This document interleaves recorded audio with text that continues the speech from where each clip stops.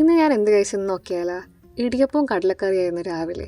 ഈയിടെയായിട്ട് അമ്മ കടലക്കറി കുരുമുളക് കൂടുതലാണ് ഇടുന്നത്. കഴിഞ്ഞ ദിവസം കഴിച്ച അപ്പത്തിനേലും ഇടിയപ്പവുമായിട്ടാണ് എനിക്ക് ഇതിന് കൂടുതൽ കോമ്പിനേഷൻ തോന്നിയത്. പിന്നെ ഉച്ചയ്ക്ക് ചോറ്, ഒഴിച്ചുകറി, മുട്ട, ക്യാരറ്റും പപ്പരക്കയും കൂടെ ഇട്ട തോരൻ, കൊണ്ടാട്ടം മുളക്.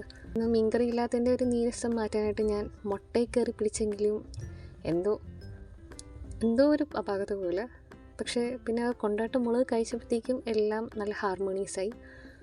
അങ്ങനെ വൈകുന്നേരം ചായ, അവൽ വിളയിച്ചത് ഞാൻ തന്നെ ഉണ്ടാക്കിയതാണ്. പക്ഷെ കഴിച്ചപ്പോൾ അത്ര വലിയ ടേസ്റ്റൊന്നും ഇല്ലായിരുന്നു.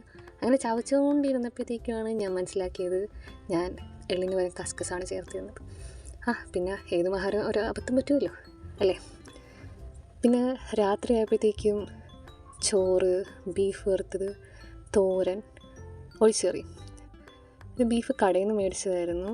നല്ലതായിരുന്നു, വളരെ ടെൻഡറായിട്ടുള്ള ബീഫായിരുന്നു.